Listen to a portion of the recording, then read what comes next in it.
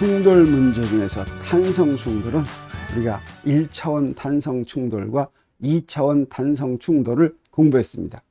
3차원 탄성 충돌은 없습니다. 오늘은 비탄성 충돌을 공부할 예정입니다. 충돌을 어떻게 나눴습니까? 충돌 문제는 두 물체가 등속도 운동하면서 오다가 충돌 과정에서 내력을 받고 속도가 다 바뀌죠. 그래서 충돌 전에는 두 물체 다 일정한 속력으로 옵니다. 충돌 후에는 바뀐 속력으로 일정한 속력으로 가죠. 이런 걸 충돌 문제라고 했는데, 충돌 문제는 탄성 충돌과 비탄성 충돌이 있고, 이때 선운동량 보존과 운동에너지 보존을 가지고 이 둘을 구분하는데, 물론 선운동량은 두 경우 다 보존이 됐습니다. 그런데 운동에너지가 보존이 되는 경우를 탄성 충돌, 보존이 되지 않는 경우를 비탄성 충돌이라고 한다고 했죠. 그러면 비탄성 충돌을 좀 더 자세히 보겠습니다. 비탄성 충돌에서도 물론 선운동량은 반드시 보존된다, 계속 강조하는 것이죠. 그런데 충돌 전 총 운동에너지와 충돌 후 총 운동에너지가 같지 않으면, 그러면 비탄성 충돌이 됩니다. 이 이야기는 무슨 얘기냐면, 비탄성 충돌에서 충돌 후 총 운동에너지가 충돌 전과 같지 않은데, 같지 않는 건 어떨 수도 있냐면 줄어들 수도 있고 늘어날 수도 있죠. 우리는 지금 줄어드는 경우만 취급하고 우리가 운동에너지가 손실된다 이렇게 얘기하는데, 어떤 물체가 충돌을 하면서 갈라져서 안에 있던 내부 에너지가 바깥으로 나온다라고 한다면, 그때는 충돌 후에 에너지가 더 늘어날 수도 있습니다. 운동에너지가. 그것도 비탄성 충돌에 해당한다고 할 수 있습니다. 우리는 그런 경우는 다루지 않습니다. 그러나 개개의 비탄성 충돌마다 운동에너지가 어떤 비율로 얼마만큼 줄어들지 미리 알 수 있는 방법은 없습니다. 그래서 비탄성 충돌 문제가 나온다면, 그러면 운동에너지가 얼만큼 줄어드는가에 대한 다른 정보 하나를 문제에서 제공을 해 줘야지 문제를 풀 수가 있습니다. 그런데 우리 그런 걸 제공해 주지 않아도 풀 수 있는 비탄성 충돌 문제가 있는데, 그건 무슨 경우냐면 운동에너지가 가장 많이 줄어드는 비탄성 충돌입니다. 그런 비탄성 충돌을 완전 비탄성 충돌이라고 합니다. 이 완전 비탄성 충돌 문제는 우리 원리만 주어지면 우리가 풀 수가 있는데, 완전 비탄성 충돌, 그러니까 운동에너지가 가장 많이 줄어드는 것입니다. 그러면 운동에너지가 가장 많이 줄어들면 얼마로 줄어드는 게 가장 많이 줄어들겠습니까? 전부 다 줄어들면 가장 많이 줄어든다라고 얘기할 수 있겠죠. 그렇지만 전부 다 줄어들 수가 없습니다. 만약에 전부 다 줄어들어서 충돌 후 총 운동에너지가 0이면, 그 말은 다시 말하면 이렇게 되는 거죠. 2분의 1 m1 v1 프라임 제곱 더하기 2분의 1 m2 v2 프라임 제곱은 0 이랬습니다. 그러면 첫 번째 항도 0보다 큰 항이고 두 번째 항도 0보다 큰 항이죠. 그 두 개를 더해서 0이려면 어때야 되겠습니까? 각 항이 반드시 0이어야 되죠. 각 항이 반드시 0이려면 어때야 됩니까? V1 프라임도 0이고 V2 프라임도 0이어야 되죠. 이 얘기는 무슨 얘기입니까? 충돌 후에 두 물체가 정지해야 된다라고 하는 뜻인데, 충돌 후에 두 물체가 정지해 버렸다면 충돌 후 선운동량이 어떻게 되겠습니까? 충돌 후 선운동량이 반드시 0이어야 되죠. 그러면 충돌 문제에서 충돌 후 선운동량이 반드시 0이면 충돌 전 선운동량은 어떻겠습니까? 역시 0이어야 되겠죠. 그래서 충돌 후 총 운동에너지가 0이 될 수 있는 경우는 어떤 경우밖에 없냐면, 충돌 전 선운동량이 0이 아닌 경우밖에 없습니다. 그러면 충돌 전 선운동량이 0인 경우는 많이 있겠습니까? 없겠습니까? 충돌 전 선운동량이 0이 되기 위해서 두 물체가 다 정지해 버릴 필요는 없죠. 사실은 어떻습니까? 우리가 지난번에 배웠습니다. 질량 중심 좌표계에서 기술하면 충돌 전 총 선운동량이 항상 0이었죠. 그것처럼 두 물체가 같은 선운동량으로 반대 방향으로 오는 그런 충돌 전에, 그런 경우는 선운동량이 0인 경우고, 그때는 충돌 후에 총 운동에너지가 0일 수가 있는데, 그렇지 않은 경우는, 다시 말하면 충돌 전 총 선운동이 0이 아니면 충돌 후 운동에너지는 결코 0일 수가 없다라고 하는 것이죠. 그러면 어떤 경우에 완전 비탄성 충돌이 되느냐? 완전 비탄성 충돌의 경우에는 충돌 후 두 물체의 속도가 같은 경우입니다. 충돌 후 두 물체의 속도가 같은 아주 가장 쉬운 경우가 어떤 경우가 있겠습니까? 충돌 후 두 물체가 결합해서 움직이는 거죠. 그래서 충돌 후에 두 물체가 붙으면 그래서 움직이면 이것은 완전 비탄성 충돌이다. 이렇게 얘기할 수가 있습니다. 그러면 우리 1차원 완전 비탄성 충돌을 보겠습니다. 1차원 완전 비탄성 충돌은 어떻습니까? 두 물체가 이렇게 오다가 꽝 부딪혔습니다. 그래가지고 하나로 결합해서 두 개가 똑같은 속도로 간다고 하는 것이죠. 그러면 이때는 딱 붙지 않더라도 두 개가 같은 속도로 가면 이건 완전 비탄성 충돌이라고 할 수가 있습니다. 그래서 충돌 후 두 물체가 결합해서 같은 속도로 움직이면 완전 비탄성 충돌인데 이때는 어떻습니까? 구할 게 두 물체의 속력 하나밖에 없죠. 다시 말하면 식이 하나면 이 문제 해결할 수가 있는데 그 식 하나가 뭐가 되겠습니까? 충돌 문제에서는 항상 선운동량이 보존돼야 되죠. 그래서 1차원 완전 비탄성 충돌에서 나중 속도는 선운동량 보존 법칙만으로 정해집니다. 선운동량 보존 법칙은 어떻게 생겼습니까? M1 V1 더하기 M2 V2 이게 충돌 전 총 선운동량이고 그 다음에 충돌 후 총 선운동량은 M1 더하기 M2 V'입니다. V'이 두 개가 결합해서 같이 가는 속도가 되겠죠. 그러면 이 한식이면 어떻습니까? V'이 바로 구해지죠. 그래서 충돌 후 결합한 두 물체의 속도는 V'은 M1 더하기 M2분의 M1 V1 더하기 M2 V2가 되는 걸 알 수가 있겠고 그래서 충돌 문제에서는 이처럼 완전 비탄성 충돌 문제가 자주 나옵니다. 완전 비탄성 충돌 문제에서는 선운동량 보존만 있으면 무조건 문제가 해결된다고 하는 것을 잊지 않기 바랍니다. 그러면 이런 완전 비탄성 충돌, 1차원 완전 비탄성 충돌에서는 운동 에너지가 얼마나 손실되는지 궁금하죠? 전부 다 손실되지는 않는다고 그랬습니다. 그래서 계산을 한번 해보겠습니다. 충돌 후 두 물체의 속도는 자 이렇게 우리가 구했습니다. 그러면 충돌 전 물체의 총 운동 에너지는 2분의 mv1 제곱 더하기 2분의 m1 v1 제곱 더하기 2분의 m2 v2 제곱 이렇게 되겠죠. 그리고 충돌 후 운동 에너지는 2분의 1 m1 더하기 m2의 v 프라임 제곱인데 v 프라임을 우리가 구했으니까 이걸 대입하면 이렇게 되겠습니다. 그래서 나중 운동 에너지에서 처음 운동 에너지를 뺀 것이 충돌 후 잃은 운동 에너지인데 그걸 여기다 계산하면 여기다 그대로 써서 계산하면 되겠죠. 이 계산을 하면 어떻게 하면 델타 K는 마이너스 하고서 이렇게 되는데 V1 빼기 V2의 제곱이 되는데 이건 어떻습니까? 항상 0보다 작은 걸 우리가 알 수가 있죠. 그래서 완전 비탄성 충돌하면 충돌 후 운동 에너지가 충돌 전 운동 에너지와 보다 더 작다라고 하는 걸 항상 알 수 있고 이것이 가장 많이 잃어버린 이 마이너스 뗀 겁니다. 그게 가장 많이 잃어버린 운동 에너지의 양이다. 이렇게 얘기할 수가 있습니다. 근데 가만히 보니까 여기서 V1과 V2가 같으면 운동 에너지가 하나도 손실 안 받는 것 같죠? 근데 V1하고 V2가 같다는 건 무슨 얘기가 되겠습니까? 충돌 전 두 속도가 같다는 거죠? 그러면 충돌 전 두 물체의 속도가 같으면 충돌할 수 있습니까? 없습니까? 충돌할 수가 없죠. 그래서 이 V1하고 V2가 같다고 하는 것은 선운동량이 보존되는 그 식은 맞는데 어떤 경우입니까? 충돌하지 않고 그냥 가는 경우죠. 그래서 여기서 V1은 V2와 같다고 하는 건 제외해야지 된다고 하는 것입니다. 그러면 2차원 완전 비탄성 충돌은 어떻게 되는지 보겠습니다. 여기서 두 물체가 이렇게 V1과 V2로 옵니다. 왜 이게 2차원이냐고 하면은 V1과 V2가 여기서 충돌하죠. 그러면 V1과 V2 또는 P1과 P2가 만드는 두 벡터, 방향이 같지 않은 두 벡터가 만드는 게 평면을 형성합니다. 그러면 여기에 충돌한 다음에 그 다음에 두 개가 붙어서 같이 가는 게 완전 비탄성 충돌이라고 그랬죠. 그러면 이 세 벡터는 반드시 한 평면 위에 있어야지 되고 그래서 충돌 문제는 항상 평면 위에서 일어나고 3차원 충돌 문제라고 하는 것은 있지가 않습니다. 그래서 충돌 후 두 물체가 결합해서 같은 속도로 움직이면 그게 바로 완전 비탄성 충돌인 경우인데 이 경우에는 충돌 후 속도를 구하는데 충돌 후 속도가 어떻게 되겠습니까? 숫자 두 개가 필요하죠. 이건 무엇입니까? 2차원에서의 벡터니까.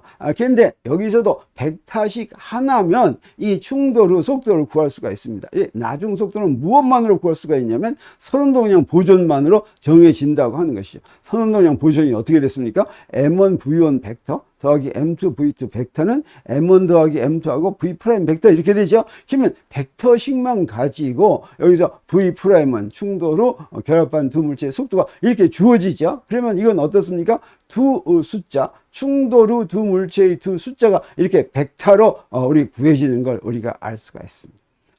그런데 여기서 봤더니 요거 1차원 충돌, 완전 비탄성 충돌 문제에서 구했는데 그때 요 속도에다가 여기 벡터 표시만 하면 똑같은 식이 성립하는 거 우리 알 수 있죠. 그래서 2차원 완전 비탄성 충돌의 식은 1차원 완전 비탄성 충돌의 식하고 똑같고 위에다가 벡터 표시만 한 거다라고 하는 걸 우리 알 수가 있겠습니다. 그러면 아까와 마찬가지로 잃어버린 손실된 에너지를 구하려고 하면 여기에 결합한 충돌 후 속도가 이렇게 나오고 그 다음에 충돌 전 총 운동 에너지는 어떻게 됩니까? 여기는 V1 V1 하면 V1 제곱이 됩니다. 그리고 V2 제곱도 이렇게 됩니다. 그리고 충돌 후 운동 에너지는 V 프라임 제곱인데 V 프라임 하려면 어떻습니까? 충돌 후 운동 요거 벡터죠. 그래서 요 벡터의 절대값의 제곱을 이렇게 하면 되겠습니다. 그래서 여기다 이렇게 벡터 충돌 후 속도의 절대값의 크기의 제곱을 이렇게 했습니다.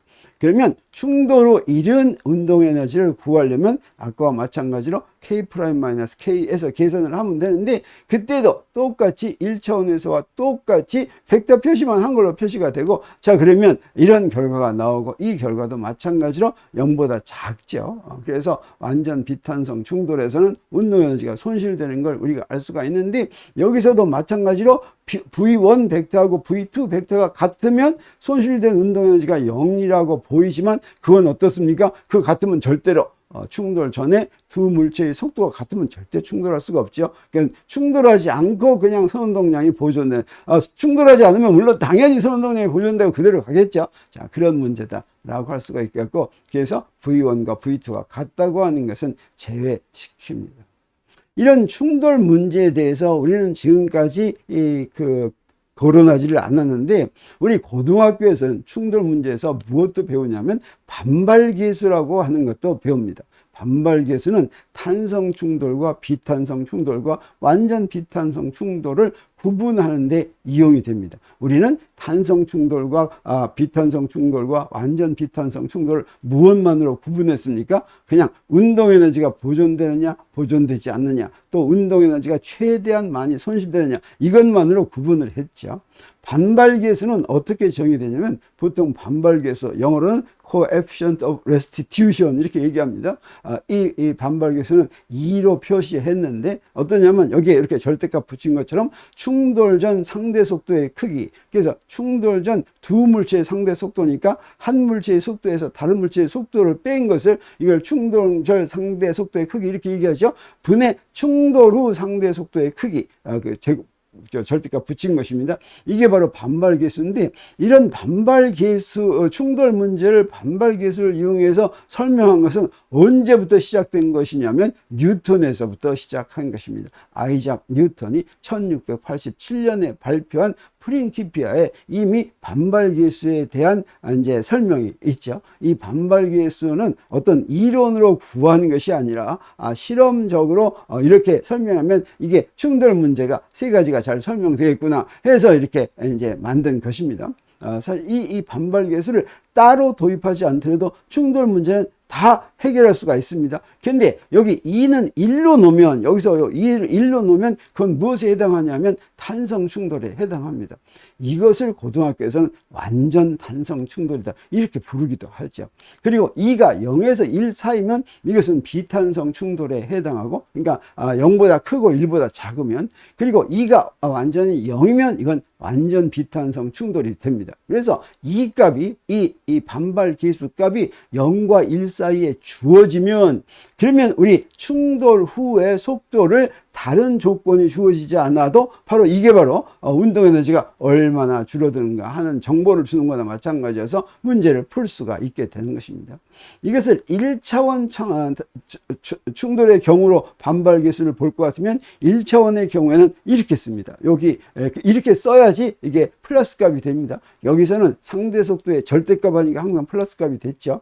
근데 이 경우에 그 1차원 충돌의 경우에는 충돌 전 상대 속도가 V1 빼기 V2 그러면 충돌 후 상대 속도는 V2 빼기 V2 프라임 빼기 V1 프라임 이렇게 두 개를 순서를 바꿔야지 됩니다. 그래서 여기다 앞에다 마이너스를 붙여야지 이게 0보다 작은 수가 나오지 않게 됩니다. 그러면 탄성 충돌인 경우엔 2는 1을 대입할 것 같으면 뭐가 되냐면 요거 대입해가지고 정리하면 뭐가 되냐면 이거 V1 빼기 V1 프라임은 V2 빼기 V2 프라임이 되는데 요 식이 바로 무엇입니까? 우리 1차원 탄성 충돌에서 선운동량 보존 법칙과 운동에너지 보존 법칙을 이제 쓴 다음에 그 다음에 그 비결이 있었죠. 물체 1은 좌변으로 보내고 물체 2는 우변으로 보낸 다음에 운동에너지 보존 법칙식을 선운동량 보존 법칙식으로 나누면 어떤 식이 나왔습니까? 바로 요 식이 나왔죠. 이게 바로 충돌 전과 충돌 후에 상대 속도 사이의 관계가 이렇게 나오는데 이게 바로 반발계수 1에 해당하는 것이고 이게 바로 탄성 충돌을 얘기하는 것이죠.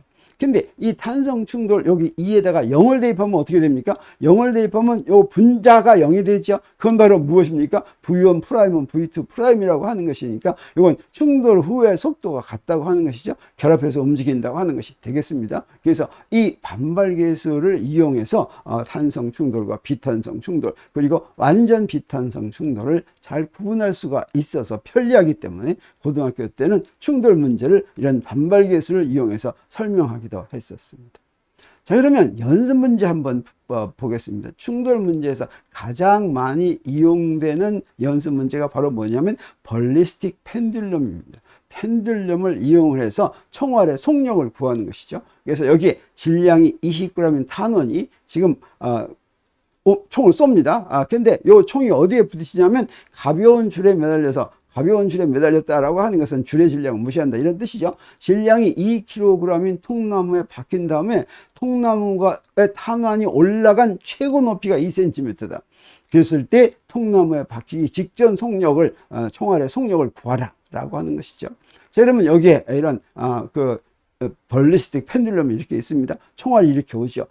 부딪힌 직후에는 어떻게 되냐? 부딪힌 직후에는 요거 무슨 충돌이 되겠습니까? 완전 비탄성 충돌이 되겠습니다. 그래서 두 개가 합해서 갑니다. 그래서 여기서 완전 비탄성 충돌식을 이용을 해서 속도를 구한 다음에 그래서 요 두 물체의 속도가 구해지면 여기 라지 V입니다. 그러면 요만큼 올라간 거 가지고 이제 요거의 속력을 구하는데 여기에서는 또 뭐가 성립합니까? 여기에서는 역학적 에너지 보존 법칙이 성립해야지 되겠습니다.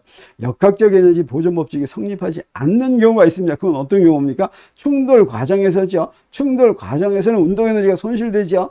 그런데 이미 박힌 다음에 이만큼 올라갈 때는 역학적 에너지의 보존 법칙이 성립하겠습니다. 그래서 충돌 전 선운동량을 먼저 구하면 충돌 전에는 탄원만 움직이니까 MV가 되겠습니다. 충돌 직후 선운동량, 이건 위로 올라가기 직후입니다. 충돌 직후 선운동량 어떻게 됩니까? 두 개 더한 거, 탄원의 질량과 통나무의 질량을 곱하고 여기에 이제 라지 V가 그 속력이라고 직후 속력이라고 하겠어요. 그래서 선운동량 보존해야 할 것 같으면 요거 두 개가 같으니까 우리 직후 탄원의 속력을 이렇게 구했습니다. 그래서 직후 탄원의 속력을 구하면 이제 역학적 에너지 보존 법칙을 우리가 구할 수가 있죠. 그래서 충돌 직후 통나무와 탄환의 역학적 에너지를 구하면 바로 이때 중력 포텐셜 에너지의 기준점을 이때라고 한다면 올라가기 전에 그러면 그 중력 포텐셜 에너지는 0이 되니까 운동 에너지만 있습니다. 그래서 운동 에너지만 있으면 2분의 1 m 스몰 m 더하기 라지 m 곱하기 나중 속도의 제곱이죠. 그래서 아까 우리 구한 요걸 대입할 것 같으면 뭐가 되냐면 2분의 1 스몰 m 더하기 라지 m 분의 스몰 m 제곱 v 제곱 이렇게 되죠. 여기 대입했더니 그리고 최고점에서는 어떻게 됩니까? 최고점은 어떤 경우냐면 일시적으로 잠깐 속력이 0인 경우죠. 여기서는 포텐셜 에너지만 있습니다. 그래서 m 더하기 라지 m 스몰 m 더하기 라지 m 곱하기 GH가 이게 포텐셜 에너지고 이게 바로 역학적 에너지니까 이 두 개가 같다고 놓으면 되겠습니다. 두 개가 같다고 놓고서 우리 무엇을 구합니까?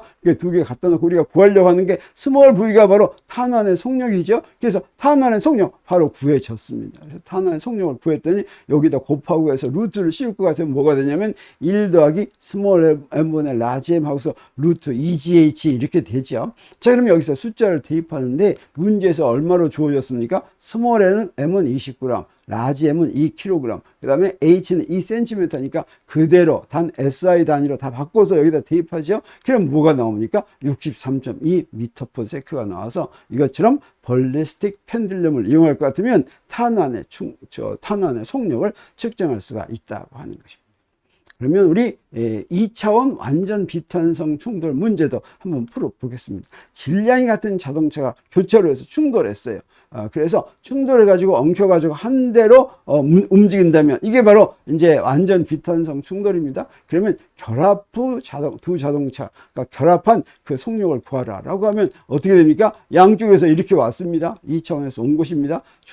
그러면 이걸 풀기 위해서는 먼저 뭘 정해야 됩니까? 기준계를 정해야지 되죠. 기준계 정한 다음에 충돌 전 선운동량은 우리 오른쪽을 X방향, 위쪽을 Y방향, 요건 사실은 이 그림에서 그렇다는 뜻이죠. 자동차를 갈 때는 수평 방향이니까 이제 그렇지 않죠. 그래서 아무튼 이렇게 정해 놓는다면 충돌 후 총 선운동량은 어떻게 됩니까? EM 곱하기 V 이렇게 됩니다. 속도를 표시하면 되겠어요. 그래서 선운동량이 같다고 놓으면 되겠죠. 두 개 같다고 놓으면 어떻게 됩니까? 바로 벡터식으로 이렇게 구해지고 이것의 충돌 후 속력을 구하려면 이때 이 속력은 성분이 이렇게 있으니까 어떻게 구하면 됩니까? 속력은 V1 제곱 더하기 V2 제곱해서 루트 한 다음에 앞에 2분의 1 있으니까 2분의 1을 이렇게 하면 되겠습니다. 그래서 문제에서 주어진 시속 60km와 시속 80km를 집어넣었더니 뭐가 나옵니까? 시속 50km가 나온다고 하는 것을 우리 알 수가 있겠습니다. 자, 이렇게 해서 우리 이 충돌 문제를 비탄성 충돌 문제를 이제 다 마치겠습니다. 그런데 봤더니 이것이 8강 여러 물체 운동의 마지막 시간이 되겠습니다. 그래서 오늘로 8강을 다 마치고 다음 시간은 이제 9강으로 들어가려고 합니다. 9강은 다른 종류의 운동으로 갑니다. 우리 지금까지는 무엇을 배웠냐면 병진 운동을 배웠다라고 얘기합니다. 우리 다음에는 회전 운동을 공부하는데 운동이 병진 운동, 회전 운동 이런 말 들어봤습니까? 좀 뭐가 생소한 것 같기도 하고 아닌 것 같기도 하죠. 차라리 직선 운동, 원운동하면 더 친숙한 것 같죠. 그렇지만 병진 운동과 회전 운동은 직선 운동, 원운동하고 같은 말이 아니라 특별한 의미를 가지고 있는 말입니다. 그래서 이런 운동을 물리에서는 초반에는 병진 운동, 우리가 지금까지 배운 것은 병진 운동에 해당합니다. 그리고 회전 운동은 또 따로인데 이 따로를 기술하는 방법이 병진 운동을 미리 다 공부했으면 회전 운동을 이제 구하는 방법은 병진 운동에서 배운 걸 그대로 갖다 쓰면 되기 때문에 우리 회전 운동은 이렇게 따로 배우게 되는데 우리 제 9강에서부터 우리 회전 운동과 연관된 그런 공부를 하게 되겠습니다.